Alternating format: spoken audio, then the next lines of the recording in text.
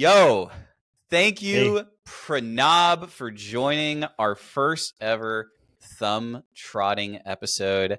I'm Charlie Todd. With me is Andrew Whitney, and we are just looking for people in our lives that we are inspired by, that we know are passionate and excel in something that we don't know much about, and they're willing to come on and just talk to us. Let us learn some things, have a good time. And hi, Pranab.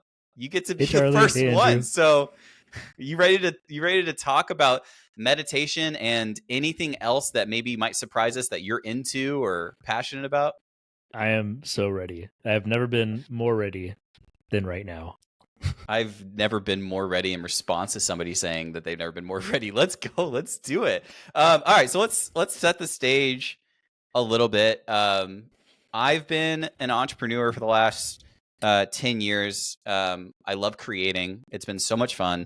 I sold 2 of my businesses in the last year, and have been going through this transition in my life. And part of what's taken up this huge vacuum of space has been teaching and coaching, and I'm really enjoying it. And kind of parallel with that transition of what am I going to do next was also just like asking people questions, being curious, and meeting people.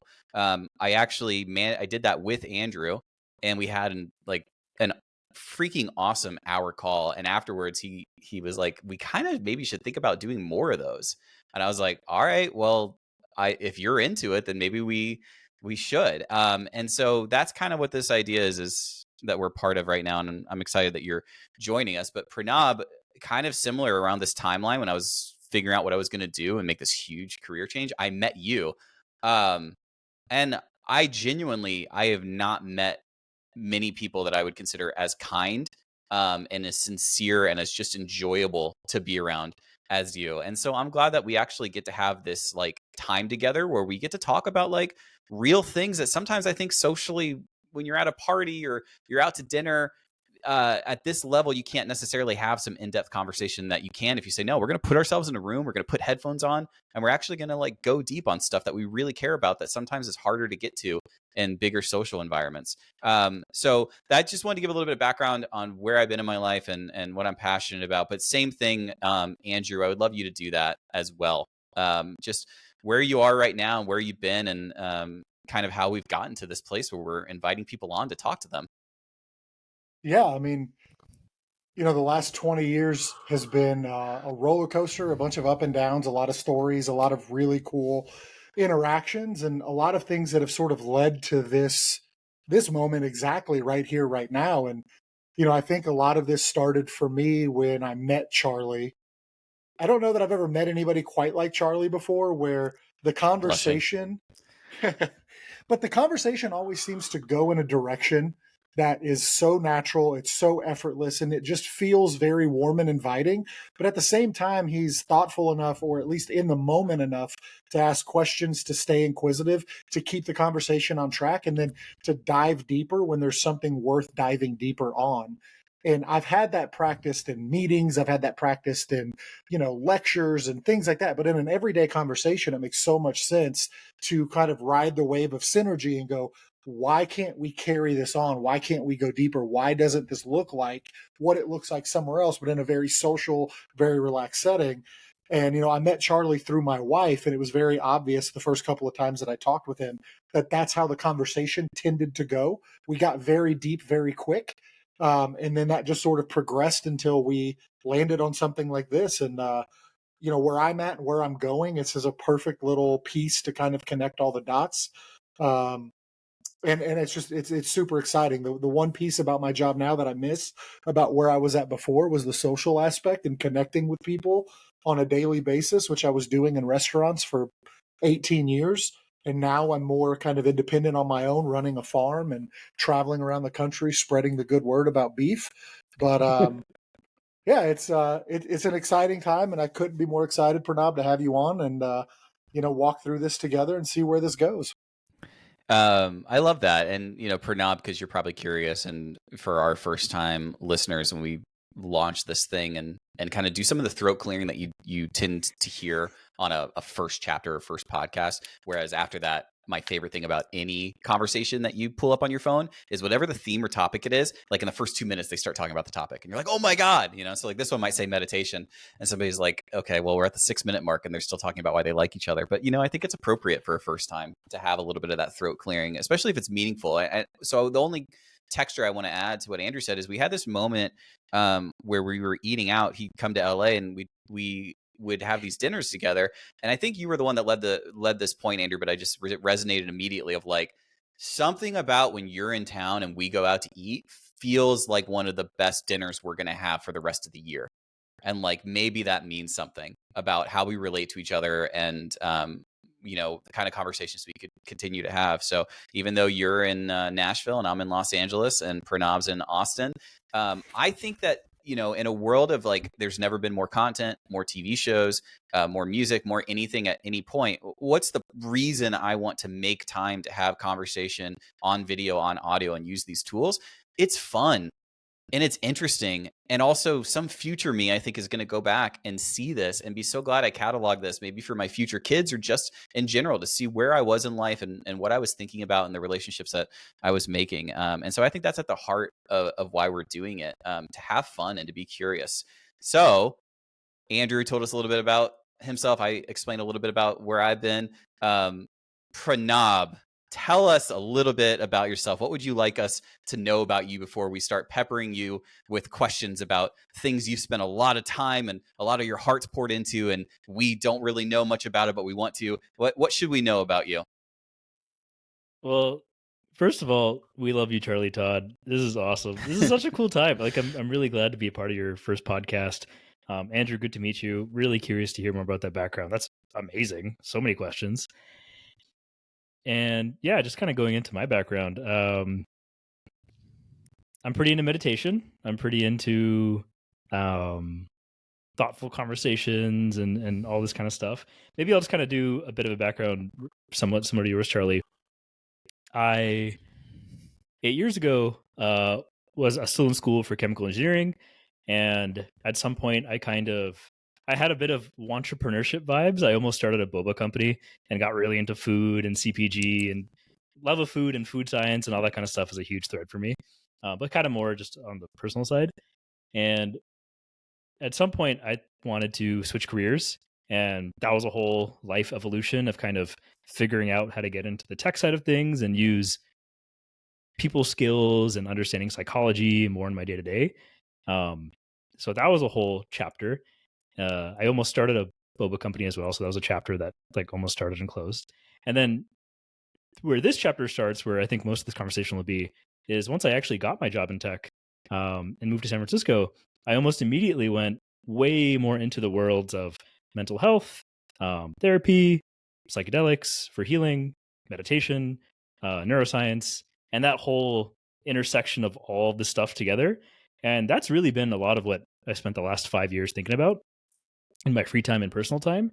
And while working in marketing for software companies, I learned a lot and it was pretty fun. But now, as of just a few months ago, I'm now half-time growth lead at this one company that does meditation retreats.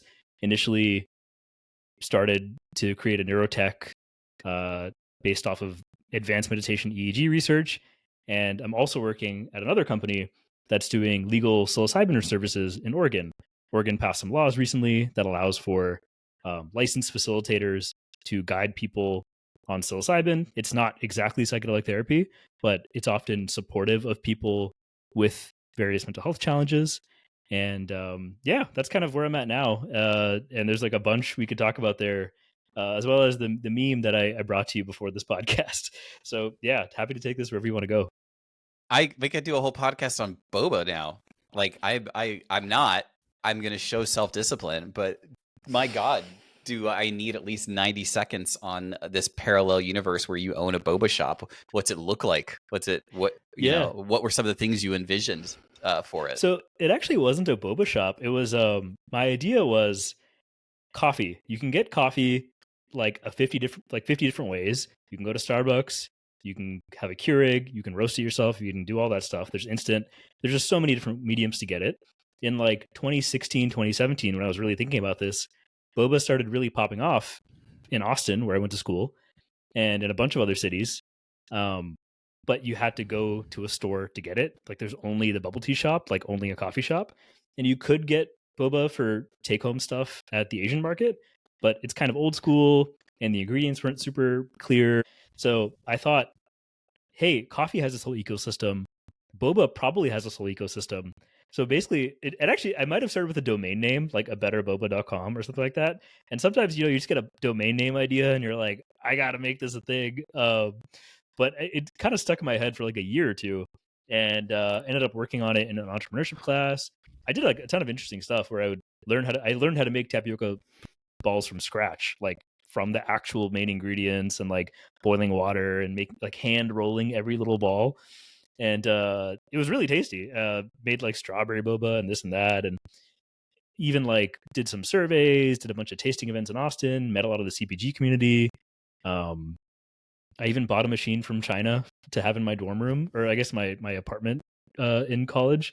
It was like $1,000 off Alibaba to like make it faster.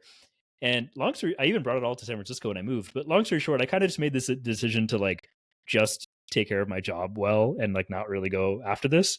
There was a little bit of fear of success, a little bit of like other stuff, but I more or less just made a decision not to do anything more with it. But it was fun, and I think I feel kind of validated where in the pandemic and afterwards, there's been an explosion of boba stuff. Like Asian stuff's been doing really well. Trader Joe's has this stuff now. I think even Costco has boba products. And yeah, I actually even went to Taiwan in January of 2019 just to like check out the boba scene there and like go to the birthplace of boba. I mean, that wasn't the only reason, but it was part of it. So I got really into this thing, and I wasn't even that into actually drinking bubble tea, but I just thought the idea of it was super cool. And yeah, It's a boba podcast now, Andrew. It's a boba podcast at least for the next 3 minutes.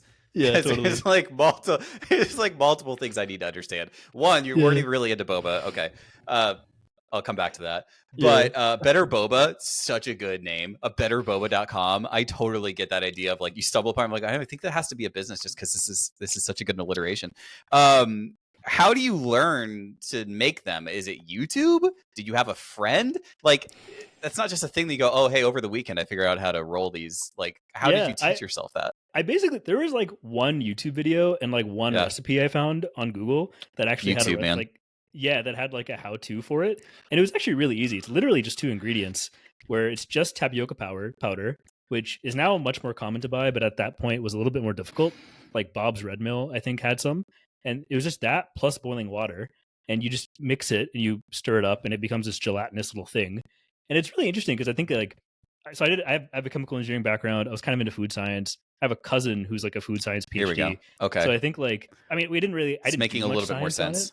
Yeah, but it was just really interesting. But you had a mind that kind of wanted to understand how it worked. Yeah. I have like a little bit of like a mad scientist mind when it comes to food. You know, Kenji Lopez Alt. He's a big food science guy, and I was inspired by him. I have Andrew. Are you nodding? I have no idea who he's talking about. You know who he's talking about? Food Alchemy. It's an amazing book.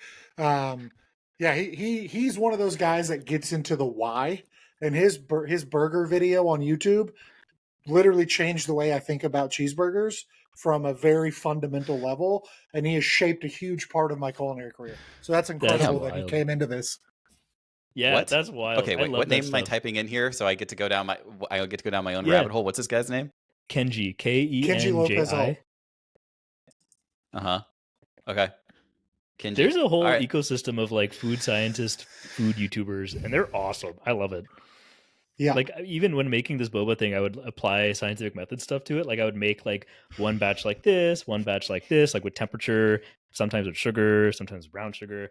My initial idea was a better boba and making it protein boba. Like boba is super sugary. What if you could make it with high protein? And I thought, oh, okay, it's made by tapioca starch, which I made a bunch of my own at home. Then I thought, oh, okay, what's like something similar to tapioca starch that's better for you? Like, what about sweet potato flour? Like, sweet potato is like pretty healthy. So what if you could make sweet potato boba? So I tried making a bunch of that, and that ended up kind of just being more of like a gnocchi, which wasn't that good. But I don't know. There's something there. I honestly think there could be something like pretty cool there at some point. I'm running away with like animation of like boba squatting, boba lifting with like these boba bubbles or like muscles, and we do our own supplementing. Like this entire podcast now, at the end, we'll be giving you our discount for our protein boba supplement health plan Let's go that we in, ship directly to your house. dude. So it's Okay. actually, and this is It actually doesn't have to another taste good, I don't think either. total. So, but I really like. I also don't want to sacrifice on taste. Like I'm not one of those people. I'd That's rather fair. have That's sugar fair. than like a sugar alcohol or like like something else like that. So I'd rather just have it actually be tasty as well. So, but another side tangent. A side business I had for a little bit that also utterly failed was import exporting protein milk tea protein powder. So like boba flavored or boba milk tea flavored protein powder. Uh, I'll just go into that tangent because it's related to the protein thing. Like in 2018 winter, I saw that on this Facebook meme page called Subtle Asian Traits. Every time someone posted this one brand of milk tea protein powder, it like popped off in popularity and people memed it really hard. And I thought that was funny and I really wanted to get it, but it was actually impossible to buy in the US. So then I saw that the brand was called My Protein, which is pretty common. Their Asian stores had a bunch of this stuff. And then like I did this whole an Excel comparison on like the price from the Hong Kong store versus the Vietnam store versus the Taiwan store. And then I saw there's this thing called a 3PL, like a third party. I forgot what it stands for, but some like freight forwarder. There was a freight forwarder, so I could order it to the freight forwarder in Hong Kong and have it get shipped to my apartment in Austin. And naturally, I was like, okay, cool. To make the unit economics cheap, I want to like get a bunch. So I ordered like $600 of like milk tea protein powder and got it shipped to my place. So I had these like 4 bags of it, and my idea was to like resell it on like Facebook and stuff, and just to see if I could make it work, and maybe this could like be a business that I could like would fund my boba protein or something. But then I tried putting Facebook ads for it, and Facebook like banned my account because you can't sell powders even on like Facebook Marketplace. You can't sell any type of powder. So long story short, this ended where I ended up selling it and then I tried selling it to my friends, but I was a college senior and no one wanted to buy a whole bag of protein as a college senior because you're moving out. So I just had a few days where people would come to my apartment and like order like get like milk tea protein powder by the scoop and put it in their little like jars, and I would like Venmo charge them for it. And it was the jankiest thing, but it was actually legitimately tasty. It was so good. And again, flash forward a few years later, I'm like kind of validated because like there are a few brands of milk tea protein powder now that are doing pretty well and are pretty tasty. And there's this whole like Asian protein powder vibe because there's this whole like Asian gym bro thing is a stereotype, and like there's a whole market there now. And long story short, I had some wacky ideas, but I feel like I was somewhat ahead of my time. I don't know how wacky that is. And you're definitely an entrepreneur because you were figuring out like sourcing this stuff, how you're going to make it work. That's a lot. You revealed a lot about yourself there in those Thank you. like 5 minutes. That's really interesting. I mean, I want to ask about meditation now, but I just wanted to say that's not super wacky. And utter failure is a little harsh on yourself, though, bro. That's right? that's pretty interesting. The levels you went to, especially even getting this machine. Like, how the hell do you figure out that you're going to get a machine from Alibaba? Do you have the machine? Did you sell it? Did you use it? And also being mindful that we do need to actually ask you about meditation. But my brain needs to know about this machine. Yeah, totally, dude. So basically, like the process to make this stuff. So like if you look at the actual, there's like the boiling. So I looked at like as a process, how do I actually scale up making this boba, even to like to cater events in Austin or something? Because just making it by hand, it took like 20 minutes to make 1 cup of boba for one person because I was like literally hand rolling all these things. And I actually would get friends over to like do it with me. And for them, it was like this meditative exercise because it was like, oh, we're rolling these little balls of dough one by one. How quaint. And for me, I'm like, yes, free labor. But the process is basically like you boil water, you mix it with this powder to make the dough, then you piece it and roll it. And then you boil that to actually like have actual edible tapioca pearls. And then you soak it into a sugar thing. So that's like 4-ish steps. So, okay, like what's like the production process? Because I have a bit of like a chemical, like in chemical engineering, we think through like steps and conversion rates and all this kind of stuff. So I thought, the biggest time suck is this like rolling process. So at first I tried to like, what if I just like pick it apart and get more like little drops per minute, or like use a knife or something, and then use like a salad spinner to try to like get it to roll properly. Because like I looked up on YouTube like how this stuff's actually made industrially, and it's these like giant metal things. And then I thought like, okay, I may just try to like that. The salad spinner didn't work. That was like the cheap MVP. Then I thought like maybe you know what? Let me just try putting $1,000 into this. This seems like a nice education. So I just went on Alibaba and got that. And then yeah, long story as short, one I just does. kind of like as one does. And then yeah, they didn't really go. I tried like long story short, I got stuck at a friend's place in San Jose through the pandemic, and I just kind of like gave it away because I couldn't sell it. But Boba Guys, this like giant boba brand in the Bay Area, in like 2019 or 2018 or something, I saw they actually launched their first industrial manufacturing facility in Hayward, California, to make boba. It was called U.S. Boba Company. I remember looking. I actually remember the moment of like looking at that, and I'm like, oh man, I can't compete with these guys. But it's this interesting thing where like I was kind of in the right direction, but I didn't necessarily have the courage to like push forward. But I also had this like rational part of my brain which was like, I don't actually want to do this for my full-time thing. And I think it ended up being the right decision not to do it, because I ended up being able to put a lot more time into meditation and some family stuff and have all this other stuff that I'm more into now. Well, it did make me think of something that Andrew, I'm curious if you resonate with this at all, but I'm going to say like an exaggerated thing. I think that the majority of time when I talk to people about a business idea that they had that's like a good idea that they ended up not doing, the majority of the time it's because they saw somebody else that was already doing it. And I'm really grateful I met somebody early in my career who, when I had something similar, was like, what are you talking about? That's free market research. He's like, they just proved that the thing that you're interested in can exist and can make money. And now you can like look at what they're doing and figure out how you would differentiate it or make it better. He's like, you should only ever be encouraged when you see somebody come along and prove something is viable in a field. And it like flipped my brain upside down. And now like that's a gift I often give to other people, is to be like, you know, I'm glad that you're doing all the stuff you're doing now. So this isn't really about you so much, Pranab. But in another world, you and I could be like, all right, boy, screw it. Let's go like make a boba protein thing now because it looks like somebody else is doing something similar. So even more so, let's figure out like, let's reverse engineer their business plan. But I feel like that's something that I would imagine you've resonated with as well, Andrew. No, absolutely. I mean, I think a lot of that happens in the food world, right? Is like you see trends that take on and that take off from travel, from whatever it may be. You know, I watched that YouTube video on burgers from Kenji Lopez and then immediately changed the way that I did burgers. But yeah, I think to have influence in the market and see somebody else be successful at something is a great way to look at it. The only time that got tricky for me is that there's this weird sort of, you know, almost like somebody owns the idea until it becomes widespread enough that it's not an individual thing. And there are certain restaurants that have done things. You know, you think about like El Bulli, which was one of the best restaurants in the world, used hydrocolloids to spherify a liquid olive, right? So they got all of the flavor of an olive, but they encapsulated it in this perfect little sphere. When you put it in your mouth, it dissolved, and then it's boom, olive, right? What?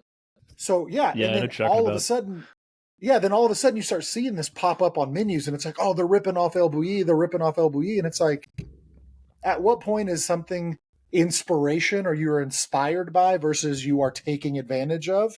And I think that's where the line gets really tricky. And I think with food, it gets very blurred because a lot of people have that ultra personal connection to a recipe that they put out into the world. And I think that's where I look at it. And that's my spin on kind of what you were saying, Charlie. But yeah, you know, you see Korean fried chicken all over the United States now. And 15 years ago, we were doing that on my food truck. And people were like, what the, like, why would you do Korean fried chicken in the South? And I'm like, well, I had it when I was in LA, and it blew my mind. So I want to bring that piece of LA back to Nashville. And it just kind of gets weird like that sometimes. But yeah. My dude, Pranab, I did not expect to spend 30 minutes talking about boba, but you know, maybe that's the joy here. Before we switch into some questions about why you have such a heart for meditation, I would be remiss if I didn't allow Andrew to ask any questions or curiosities about the food part that clearly we stumbled upon how passionate Pranab is about food. Is there anything you wanted to ask about that before we? Before you go in, I just got to say, I have this Japanese karage X Southern style fried chicken recipe that I think you would love. I made it for Kat, Charlie, a while back. You should try it sometime. Okay. Yeah. Next time. Potato starch? Yeah, potato starch and I did a dredging step. So it's like got the karage thing and like this and the Asian marinated on the chicken, and it has the southern style marinade in the breading and the dredging. So it can be a little too much if I do too much of both, but it's like nice if when it turns out well. I love it. That's like my favorite sort of intersection of like when you take something that works in one area, why can't it work in another? And fried chicken is a great example of that because karage is one of my favorite all-time fried chickens, but you can't talk about fried chicken without talking about the South. So to have those two things come together in a way that works, it's phenomenal. I love it. Like my version of that story would be a burger that we did on our food truck where pimento cheese in the South is everywhere. Everybody has it. Everybody wants it. It's a big thing. But for me, my favorite version of that flavor profile, instead of being like the roasted pimento peppers, has always been kimchi. So I was like, what if I made kimchi's, but I replace the pimento with kimchi, and then I make this topping for these burgers that we were doing. So we did smash burgers with quote unquote kimchi's. And it was just like, this makes sense. Like there's this synergy that works when you kind of blend things a little bit, right? I hate the word fusion. Like when you hear fusion, like I think of like the crappy mall kind of like, oh, we're going to do hibachi, but we're going to add Southern barbecue sauce to it or some crap that nobody wants.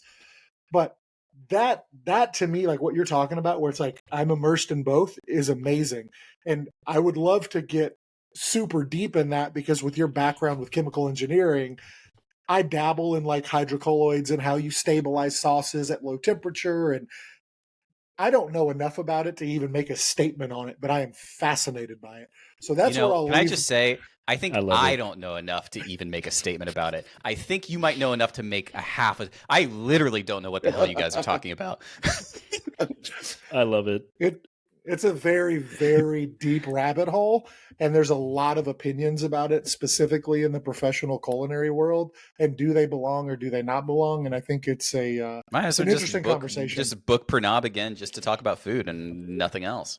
Dude, I can do that. I'd be super down. I also Can I be vulnerable? Yeah, go ahead, Pranab. this is the thing that I'm actually returning to it. Like I actually forgot that I was into all this stuff until a few months ago, and I thought, and it's funny now that I like am now working in the fields that I've been personally interested in. It's like I have unlocked all this brain power that can go into like my older, more normal interests in a way that's just like more invigorating and more fun and really cool. Cool. Well, then it's fated. You've also come across an incredible chef who's like super in love with innovating in the kitchen. Yeah. All right, but I'm going to be vulnerable here and just say, because I know that my girlfriend Kat will listen to this and she'll be like screaming if I don't mention it.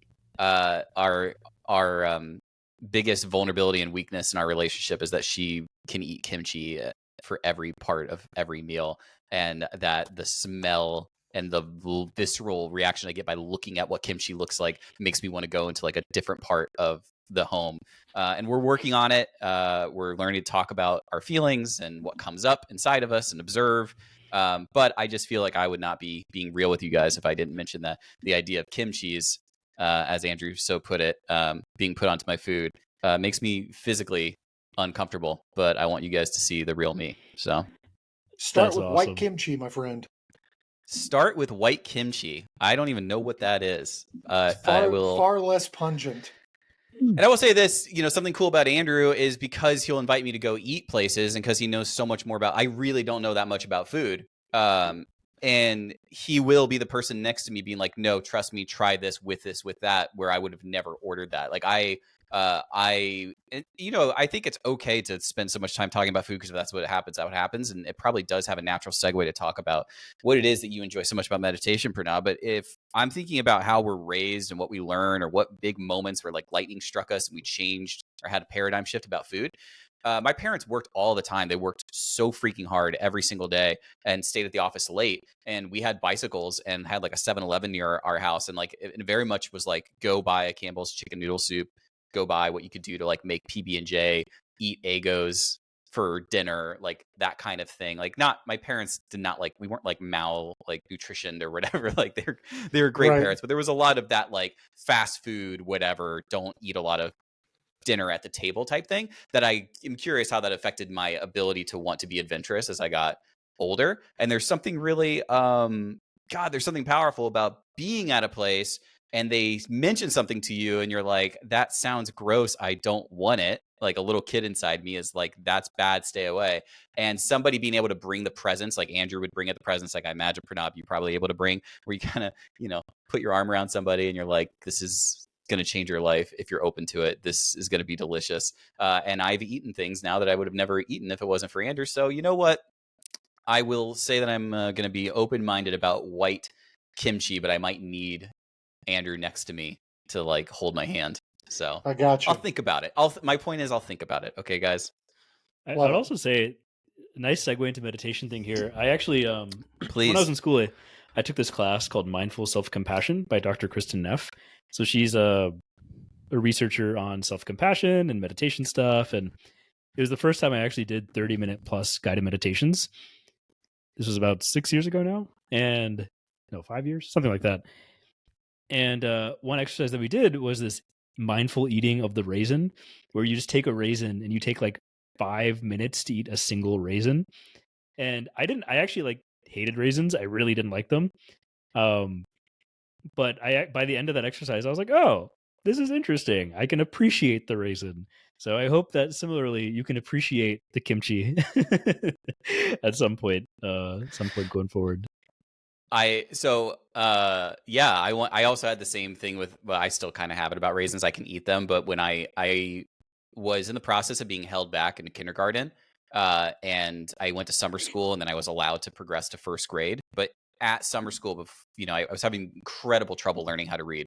When I was leaving kindergarten to go into first grade at that summer school, it was Tootsie Rolls and raisin boxes that they had as like incentives for all these different exercises. So like when I think of that time, I think of like shame and frustration and not being able to play with my friends during the summer. And I think of Tootsie Rolls and raisin boxes, which I think is really, really interesting. But I like to believe that even if that hadn't happened, I'd still be frustrated with them being in a cookie.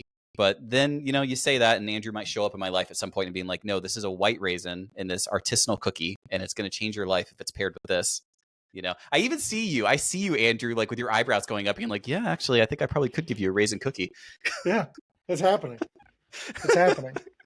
So, please, Pranab, let me set the stage for you, okay? I do not meditate, or at least I do not think I meditate. Perhaps in many ways, what I do in my head is very similar to what a lot of people meditate. But I do not think of myself as a meditator. But I am passionate about mental health. I, at one point, dealt with severe anxiety and depression. I was on SSRIs for 2 years. I went through ketamine-assisted therapy. I've got my own story about all this stuff. But at no point did meditation really take a huge foreground on it. And in a lot of ways, I find myself very resistant to what comes up when I think of the word, whatever I've loaded it with, right? I've spent a lot of time thinking about this because I knew we were going to talk today. And so I wanted to set the stage a little bit and say, you're talking to somebody that really wants to learn and wants to be open to something that otherwise I've kind of got my arm's distance. And I'll just give one reason why. I'm sure there's a bunch. But I grew up as like a hardcore Jesus freak, Southern Baptist, really passionate about my beliefs. And some of the things that I did with those beliefs was I constantly looked inward for things I needed to like clear out and ask forgiveness for. Lots of darkness, sin, dirtiness, constantly every day, prayer, ask for forgiveness, kind of like a self-torturous existence that I was kind of addicted to, right? And when I see a lot of people online, or I meet people that are talking about meditation, something about the way they talk, and I think triggers this thing of thinking, would I just be accepting a new form of there's always a way to get better? There's always some existence to God in the world that could be even improved. What's next, instead of just being at peace. And I'm self-aware enough to know that that's not necessarily true. Maybe it is for some people, but that's not just how meditation ends. But I think it sets the stage well to say, that I'm not bringing you on to be like, I love meditation and I think it's the most important thing in the world. Pranab, tell everybody why. You're actually talking to somebody that has a good amount of reluctance for different reasons. So that's my background with it. But I'd love, Andrew, just to give us a little bit of your background with where you are at with meditation or not with meditation before we ask Pranab how he got into it. Yeah, I mean, meditation's never been a part of my life. It's never been something that I've looked at on the day-to-day, as I've got to find a routine to essentially get into the headspace to meditate or whatever that world is. But recently, going into therapy for myself, a lot of what we talk about is just being present in the moment and being able to live in that present time and not letting the outside world distract you or not creating these sort of, extracurricular, this noise on the outside. And I don't know where that led to with meditation for me, but I do find myself more centering, more really trying to like grasp at, where I'm going, what it looks like to be in the moment fully, and to ground myself. And through the little bit of meditation that I've done through like apps or whatever that world may be, a lot of it seems to correlate with being present, being grounded, and sort of accepting where you're at. And that's about as far down that road as I've gotten. But I do feel much more bandwidth when I do that, when I do try to ground myself, when I do try to stay present in the moment, be whatever I'm doing. It seems like I'm able to get into this state of mind, that flow state that people talk about. I feel like that's a lot easier for me to do if I take that time to be present, ground myself, and sort of kind of control the noise. We've set the stage. We both don't really know that much about meditation, or maybe we know more than we're letting on. I don't know. But Pranab, I assume that like from the womb, you weren't just passionate about this, that there was some moment in your life before, meditation was something you were interested in. So tell me the story. Yeah, I think for me, in 2014, maybe 2013, I probably started meditating with Headspace, the app, just a few minutes a day, maybe no more than 10 really, and just physically just felt better, felt more patient, felt more at ease. I think is this college? Is this high school? This is So I'm like just the curious, end where are of you? high school, early college, something like that. Okay. And I think the summer of 8th grade, for summer reading, I had to read this book called Siddhartha by Hermann Hesse. So it's a fictional story, somewhat inspired by the historical Buddha.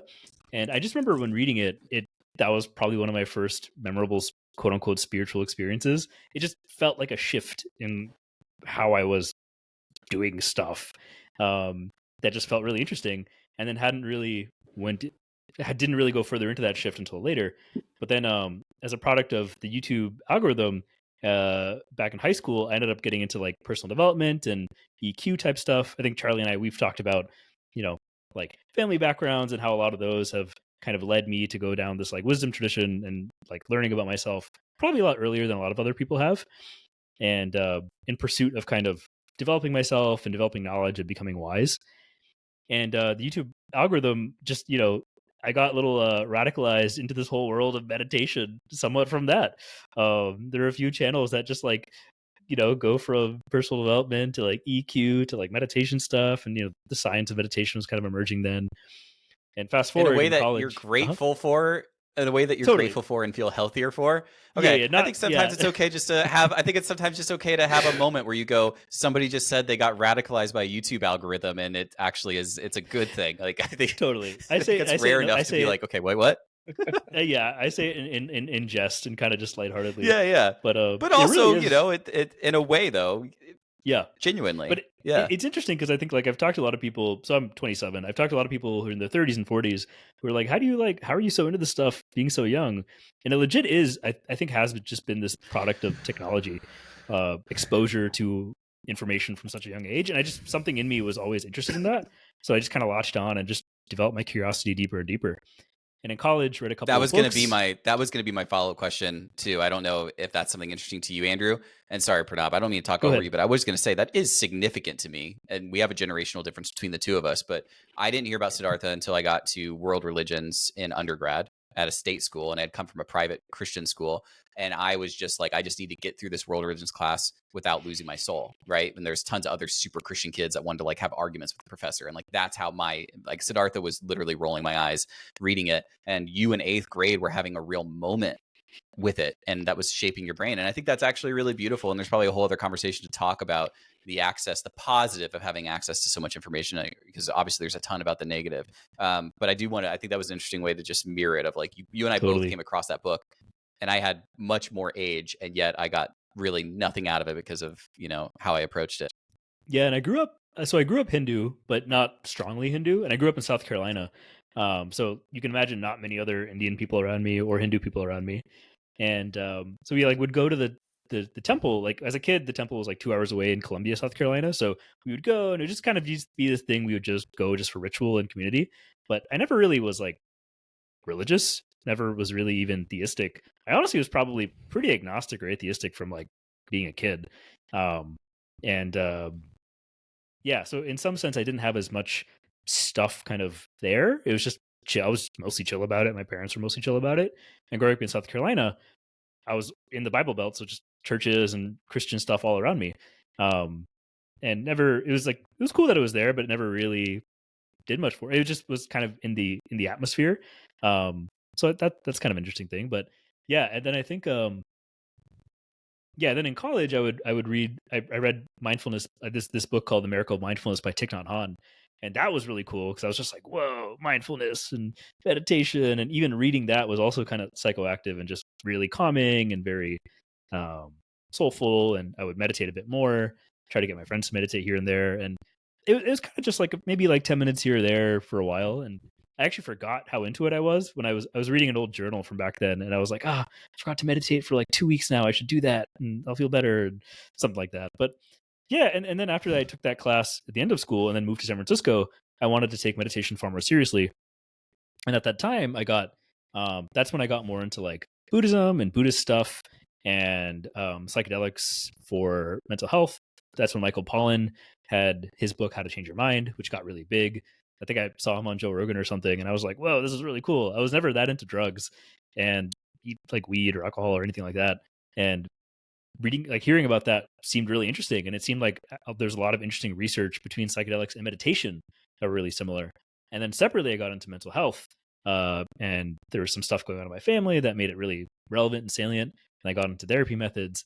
And while in San Francisco in 2019, all three of those, or four, however you want to count it, just became what I thought about a lot of the time.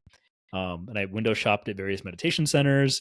A lot of them, I found meditation centers happened to be mostly Buddhist or Hindu centers, which I thought was interesting. And it was a bit too religious for me, a little bit too old. And then I stumbled into this one center that like resonated super hard with me. And the teacher there and the people there are still my friends to this day. So this guy named Michael Taft is this meditation teacher who was teaching there.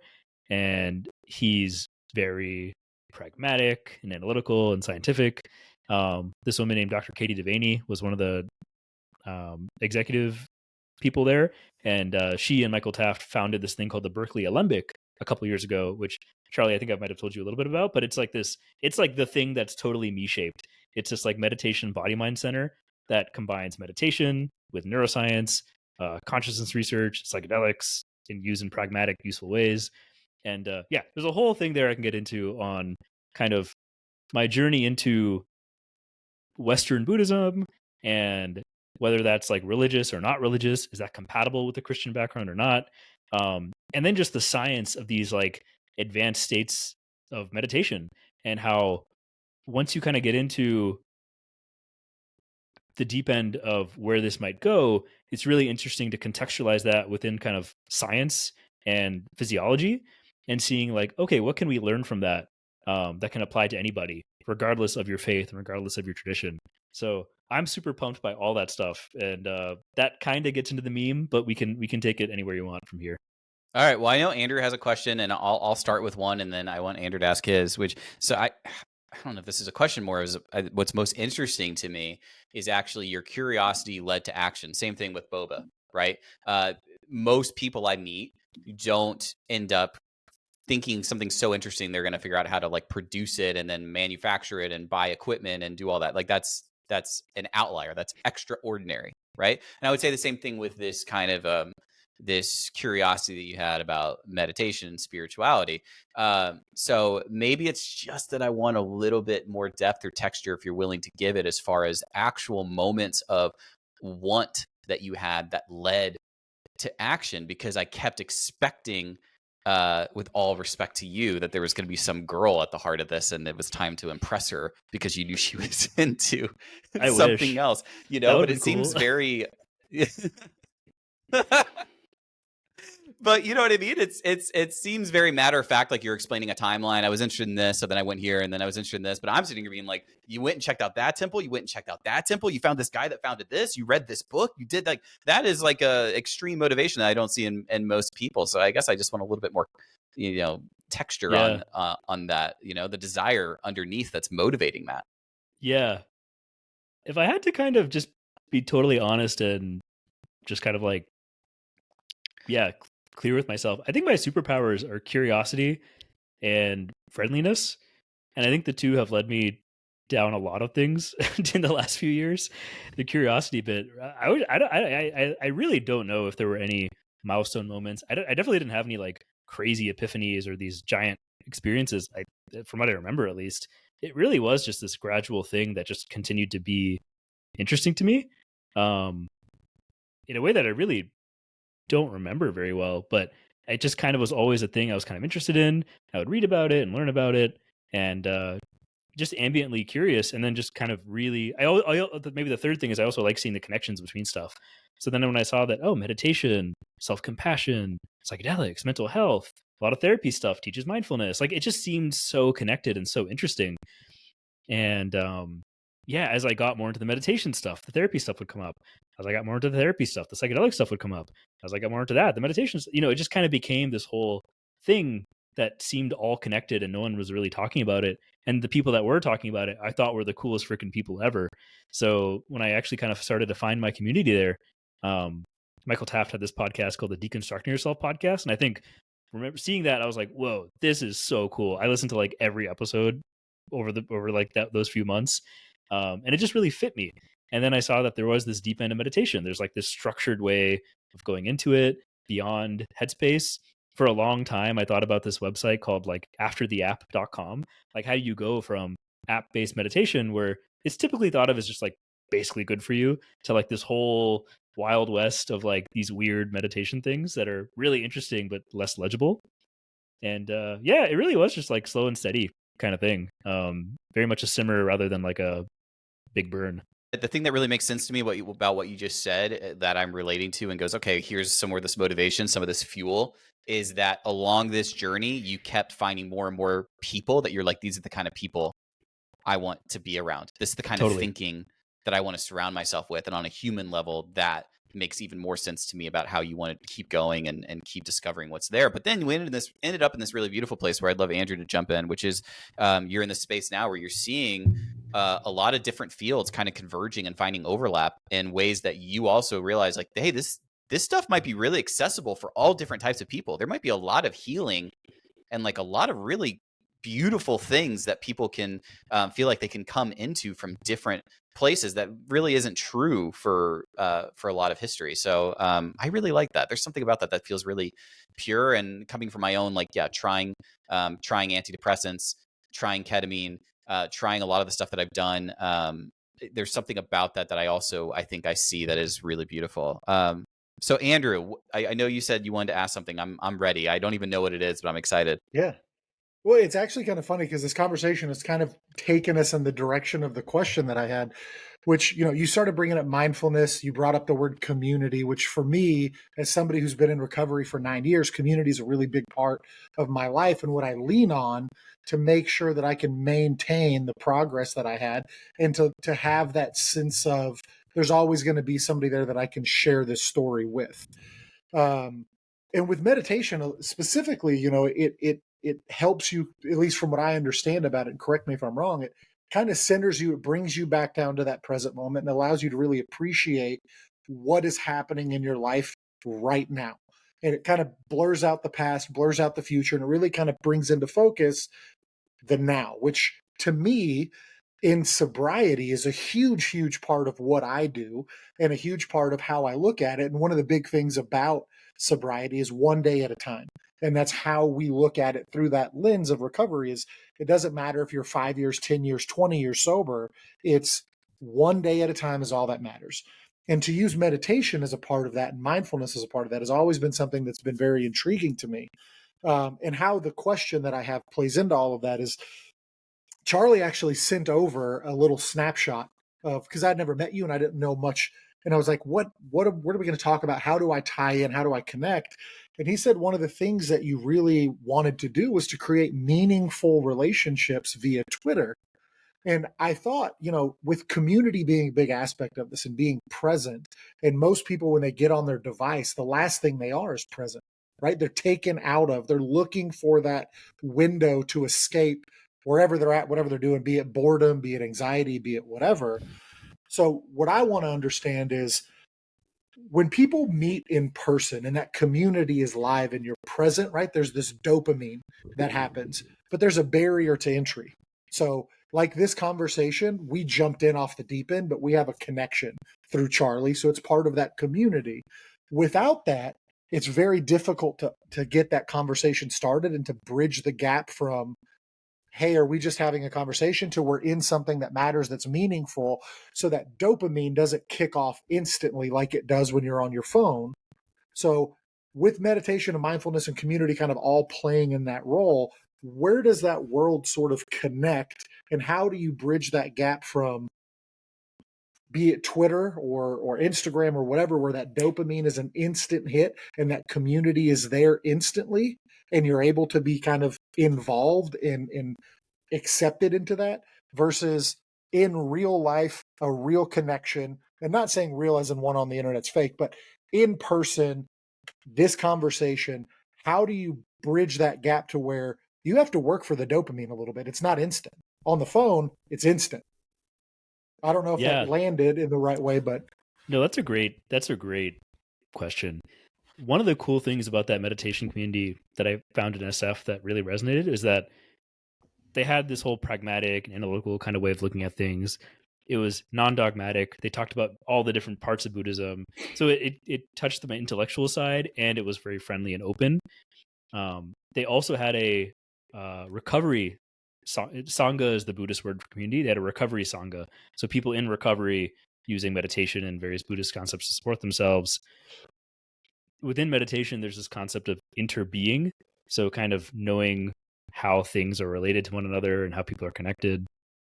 So I think like inherently with these practices and the practices that these kind of people, that the people that do these practices just have a sense of wanting to be with one another in a way that's just being, just kind of like being more open, being more receptive, feeling more connection.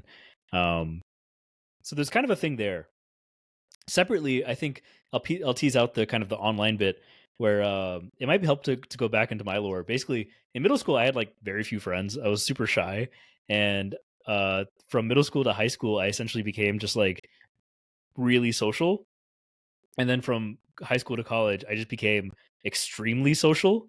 And then I had periods of kind of like being more solo and more social. But yeah, I essentially applied that like being social and friendliness to Twitter once the pandemic hit in 2020. So I was in San Francisco for like a year. I was part of this meditation center, and then the pandemic hit, so I had to go back home. And a lot of things moved online. In a lot of ways, that was a blessing for me because I got to meet tons of people, literally hundreds of people I probably wouldn't have met otherwise. And so many of them were just as into these topics of meditation and contemplation. And I think the interesting thing too is I feel like I got really lucky.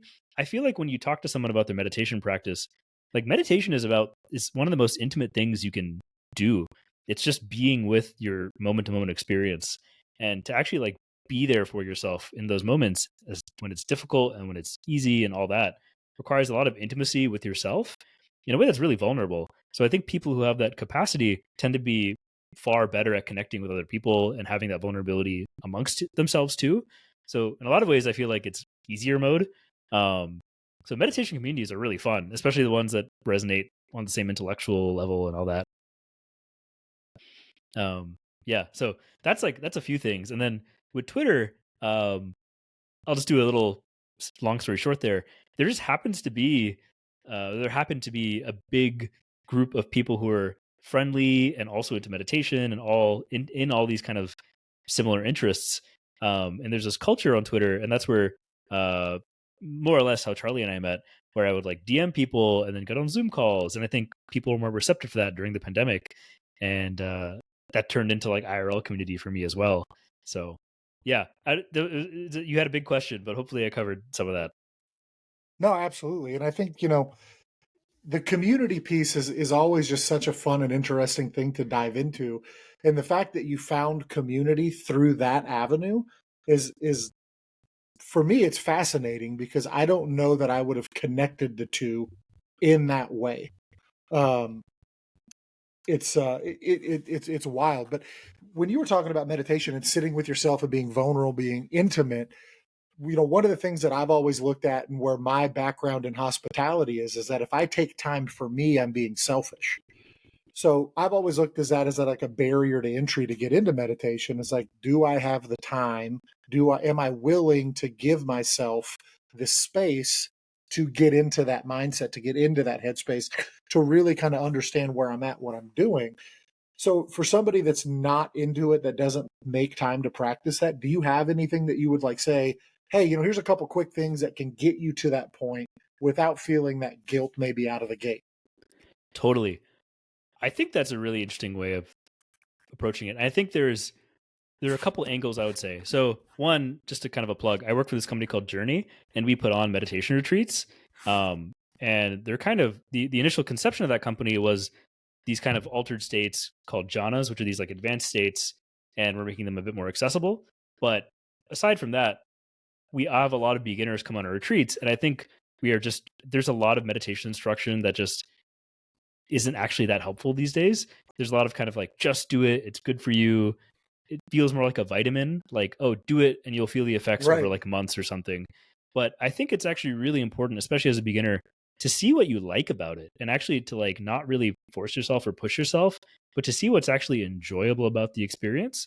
So just kind of holding that frame, because once you actually kind of enjoy doing the 5-10 minutes, then it's not, you can just kind of enjoy it.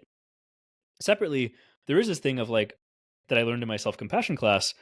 There kind of is this typical reaction in our culture to, if I'm enjoying myself, that's selfish.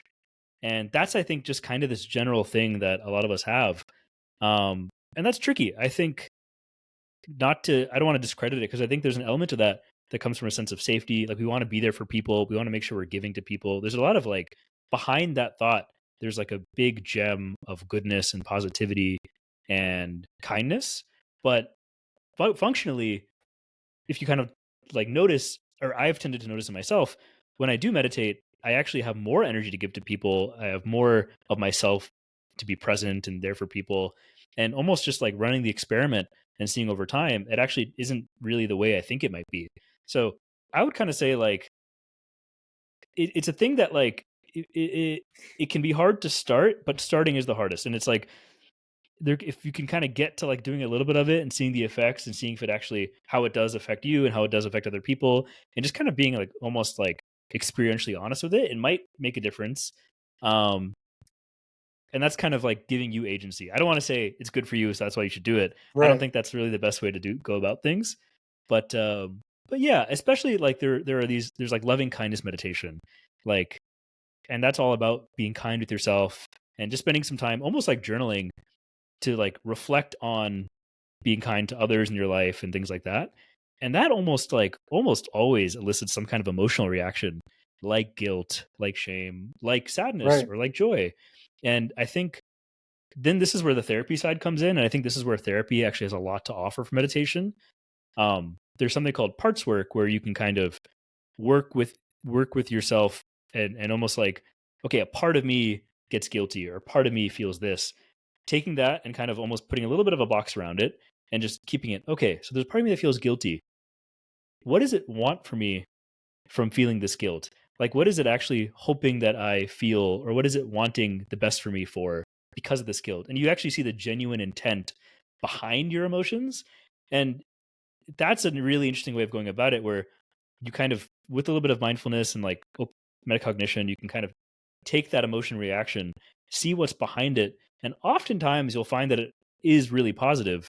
Um, so it's getting a little bit complicated, but there's a few different ways of doing it, and more or less, it kind of just helps you kind of untangle the knots that come up, I think, in a way that just makes experience be a lot more smooth, a lot more kind, a lot more Right. gentle. Um, and not just makes you soft, it can make you more yourself in a lot of ways. So that's my One of the things Yeah. that you said that really resonated with me was, giving yourself that time to meditate, to actually be in that head, is that it gave you the ability or more bandwidth to carry that on to others. And as somebody that comes from a hospitality background, that is my core engine. That is what drives my decision making, is how do I be of service to others? Yep. But my problem, the biggest problem that I have with that is that, when you get on a plane and the flight attendant's going through her routine about, oh, this is the safety vest, and the unlikely event that we have a water, whatever, or if the cabin loses air pressure, the oxygen mask come down. Put the oxygen mask on yourself first before you put it on somebody else. Every time they say that, I have this like visceral just hatred of, if there's a lady that can't reach the mask next to me or a child, I'm doing that first every time. I don't give a shit what you say. Yeah. But if you think about it through the lens that you're talking about, it makes so much more sense that I may only be able to get to one person before I'm unable to breathe. But if I'm breathing and I have the cognition to be able to help others, it brings that into perspective for me that I don't know I had prior to hearing you say it in that way. So thank That's you for awesome. that, first of all. But I'm really glad you said that. Yeah. And I Yeah, would I say, love it. like, No, go ahead. Tell me what Yeah, what would you say, Pranab? and I would say, I think that's awesome. Like, I think, like, I generally view advice in the way of, like, what's the intent behind the advice? And I think the, like, put your oxygen mask on before you do help others. The intent of that is make sure you're not, like, overly sacrificing yourself and hurting yourself in a way that is putting others before you, in a way that you're not actually able to help other people like you actually could if you resourced first. That's like that's like the message behind that I see. So to that end, maybe you literally put the oxygen mask on first, maybe you literally don't. But I think if that's kind of the general thing, then yeah. And I think that there's a general thing here where, like, this is my own thing, and maybe different parts of meditation teachers will agree or disagree. I find that I want everyone to connect with their own truth, which sounds like a platitude and sounds kind of, surface level, but everyone has their own thing that they care about. And some people care deeply about service, and some people care deeply about just feeling better themselves. And I think for everybody, it's just about following your own journey and following your own thing that you care about, and just seeing how these tools and techniques can support you in that. And ideally, that turns people more into kind, open, supportive people. And they're not necessarily like, I want to become a multi-billionaire and meditation's going to help me there. I would say, you know what, maybe it will. And you know what, let's just try. And I would like to think that in the process, you also become a kind, more open, more supportive person that's more aware of things. So yeah, that's my take. I'm less dogmatic about it has to be this thing, and more just like, how does this support your own goals, and how can I support you in doing that? I love that. Okay, so a few things. We've gone over an hour. It's been amazing. Thank you. I want to take a self-compassion class. That sounds amazing. I didn't know there was a self-compassion class. We got to talk about that at some point. But also, I think some really good points were made in the sense of, I think my biggest resistance, we talked about on the front end, my biggest resistance is usually how I frame the idea of what meditation is going to look like. And it's when I remind myself that I wouldn't do that for other areas of my life. Like, the only way I can get cardio, or the only way I can build muscle, is through this one specific type of exercise, right? And I think I do that with meditation. Like, I need to be sitting in a certain position in a certain place, right? Versus the idea of, like, going on a walk, or all these different ways that, like, what are the different mechanisms I can try on for me where I can also practice some of these same things. And I think that's really helpful. And I think you talking about parts work is also incredibly important. That was, going through our friend Christine inspired me to do more reading about parts work in IFS. And without turning it into a whole other road, I think the biggest thing for me was just that I could allow there to believe that it's a part of me, not my whole me, that there's this big version that is me, and that was very much of the way I linked myself to my religion and growing up. And man, the relief through your body and your mind when you're like, it can just be a part of me right now. and things Yeah. can be temporary, and emotions can just be emotions and don't have to be, truth in these big Totally. capital T about things, so I really liked all of that. And I mean, we need to wrap up soon, but I'm gonna hate myself if I don't ask you a question and give you a very short amount of time that's gonna frustrate you to give a short answer to something that you're gonna wish you had 5 minutes to, but you don't. So good luck, and we can cut it if you hate it. But are you ready? No, just kidding. Yeah. Yeah.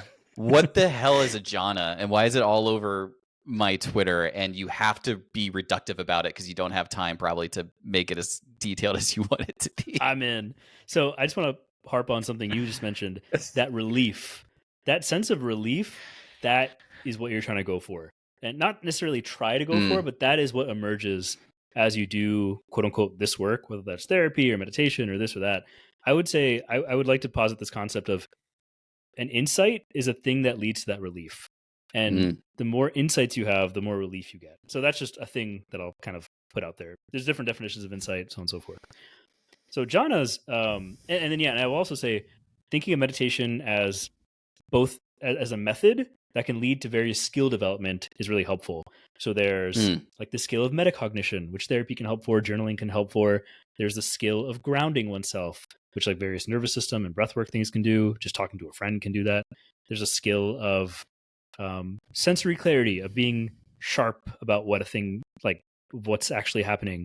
Like being a wine sommelier, you can actually train yourself to have more sensory clarity towards wine.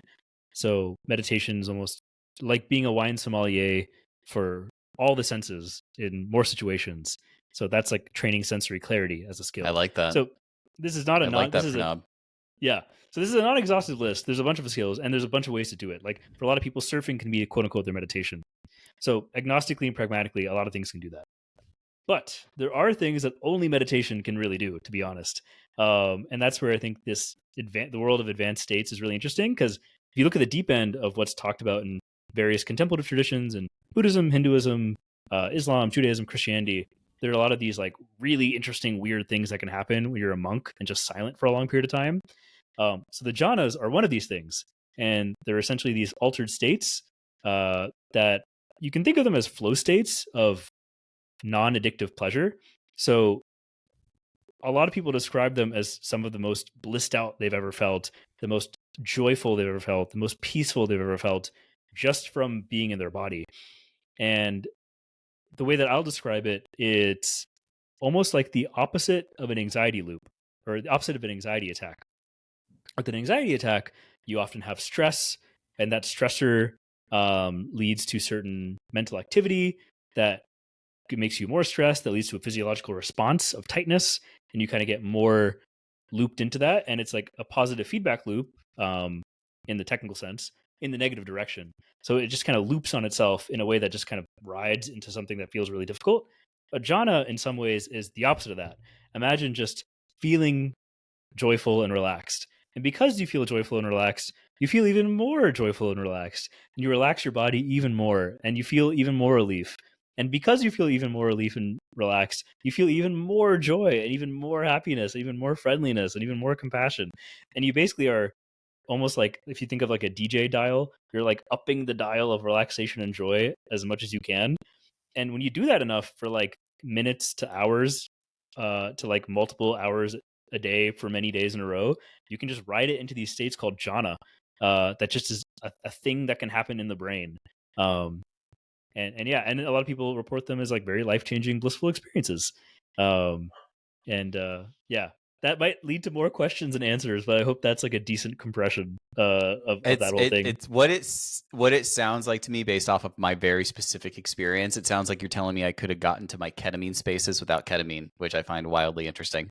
Yep. So It's a lot of it, very similar to how I felt when I was under ketamine, is like what you described. yeah, and that's a whole nother rabbit hole, and that kind of relates to the meme I shared earlier. Like, there's this whole thing of like, are the state spaces of consciousness that you experience under psychedelics or drug experiences, can they be reproduced organically and without substances? And I think for a lot of them, it's yes, in I'm very in on you similar saying ways. yes. I'm in. So I think that's the interesting thing. And I think there's a lot of neuroscience, a lot of like philosophy that's kind of converging on this. And and I think it's also interesting for mental health, where if you can, so the company I work for, we research these jhana states through EEG and try to teach them through retreats for even beginner meditators. And yeah, there's a lot of people that have now experienced these states, even to some capacity, because there's this whole thing around depth and like what is a real jhana and this and that. But fundamentally, it's the state of well-being that gives you a lot of abundance and emotional abundance. And when you have that emotional abundance, it makes things like feeling sad or difficult emotions, or these rough patches in life, just a bit easier to ride through, because you know that there's like a refuge in the body. You can kind of like, okay, I can take a few minutes and feel gratitude and feel a little bit better. And just it just feels more salient. Like a lot of times, like even me, I'll like forget that I can do that. I'll forget that I can just like enjoy myself and just relax. And that's often when I go for like a cookie, or I try to like Right. go on the internet, Right. or like you kind of you look for a thing to kind of soothe that feeling. And there's just a lot of ways to kind of soothe that feeling in more wholesome ways. And this is just kind of like one potential way in this frame of stuff. Okay, but have you jhana'd? So that's another whole thing. I haven't really gotten into jhana just because Have the you way jhana'd, that bro?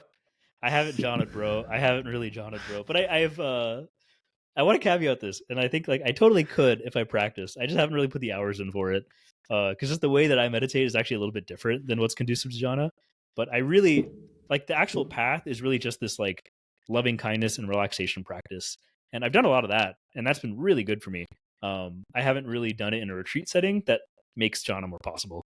All right, my last question, and then Andrew, any last questions or curiosities from you? 10 years from now, Pranab loves the idea of imagining that meditation conversation looks like what, or practice looks like what. Yeah, I think it becomes just like 15 years ago, you wouldn't have had anyone talking about meditation. It just was this weird thing, like, what are you talking about? And now, due to the nature of science and kind of cultural distribution around it, it's become this thing where everyone's like, yeah, it's like probably good for me. It's like interesting. It's helped a little bit. And it just becomes like commonplace and kind of normal, where 20 years ago it might have been this weird esoteric thing. So right now, this stuff, like this meme, is the weird esoteric thing, and in a lot of ways I kind of want to make it like boring and normal, and in some ways technical, because then people can just talk about it and know that it is a potential possibility in the human experience. That might happen through EEG, various other scientific understandings, comparison amongst various contemplative practices across different traditions. But I just think like having this stuff become more accessible conceptually, and then maybe more accessible experientially, it's just going to be really powerful. And there's a lot of really cool stuff that can come from it, both for fun and exploration, for mental health, and just because it's pretty cool. The world is really weird, and there's a bunch of interesting stuff in it. So yeah, I would love to have this conversation in 10 years where we're all kind of like, I think it's less luminosity and more like stillness or something, actually, or something that some people might We're think gonna is play this, so you make the joke, but we're gonna have the conversation in 10 years, and I'll put my prediction out here. Andrew, Yeah. give me one from you. Is that Taylor Swift will have done an album that's an experiential album to go through a process of her specific flavor of meditation that she's really bonded with, to make it accessible for her fans as well, and it'll be considered like one of the great pop artistic experiences of our lifetime. Yeah. Honestly, maybe Kanye will have another album about it too, and it'll be head-to-head challenge: Kanye versus Taylor Swift on weird. See, now we're contemplative getting science. to good. Now we're getting to an exciting imagination of the future. Thank you, Pranab. Andrew, any last questions or any guesses on where we'll be with any of this? 10 years from now, for sure. I've got a pretty decent thought on it. So this end state of meditation, what's it called again? So they're generally speaking like non-dual states or non-dual meditation. So the word non-dual can feel like this jargony thing, but I'll just kind of describe it in plain English as much as I can. It's an experience without subject and object. So typically there's this experience of you are a subject looking out in the world as an object. And there's kind of a way of being that subject objectness kind of drops and you're just there. Right. And it's really weird to describe with language, but it's an experience a lot of people have experienced. And that's kind of what all these words are pointing to. But what was the word that we said earlier? Oh, that Charlie- Jhanas? Yes. So my prediction in 10 years is that when you pull into Taco Bell, Oh my they will God. have the Journey to Jhana taco box. Right? Because for me, when you were talking about like this endless loop of happiness and joy, the only thing I thought about was Crunchy Taco Supremes and That's how much awesome. joy they bring me. So I just can imagine somebody's like, okay, we're going to start with a Crunchy Taco Supreme, then that's going to move into the 5-layer burrito, and then we're going to have this, grilled cheese quesadilla steak burrito situation, and then you end with cinnamon twists and a sip of Blaha Blast, and then you're there. You have reached your ultimate, and that's what I hope happens. Pranab, It's happening. You have to admit that that's a better exercise than 5 minutes for the raisin. I think you're probably right. And I will say, if you can give me 2 more minutes. So the thing about Jhana, there's these like, you can talk about them as these like 4 discrete states, and they kind of move between each other: joy, or actually bliss, joy, contentment, peace. So it's almost like once you get quote unquote into the first jhana, you do certain stuff, and that gets you into the second jhana. And it's almost like these different highs in some way, but it's really just these different states. And it's actually really interesting to think through. We have this hiking analogy, but I'm going to turn it into a Taco Bell chalupa analogy. Imagine you've gone on a 6-hour hike and you're super hungry, and you're like, I just need food, and you go to the Taco Bell drive-through and you're eating it. You get the cheesy bean. I actually don't really go to Taco Bell, so I don't really know what they have. But you get the chalupa, and you're just so blissed out. It's like ecstatic. It's just like this high that's rapturous. You're like, ah! It's just like this totally, like, it's a really high. Right. But then once you eat a few bites, you're just feeling really good, and you're just really joyous. You're not as high as you were before. You're just feeling really nice, and it's just a really good time. And then maybe once you finish that burrito, you're kind of like, wow, I'm feeling really content. I don't really need another one. Like, even though just 5 minutes ago you were feeling super high, and maybe right after you're feeling really joyous, once you finish that burrito, you're just really content, like deeply content. And then after contentness, you might be going for a walk and you're really peaceful.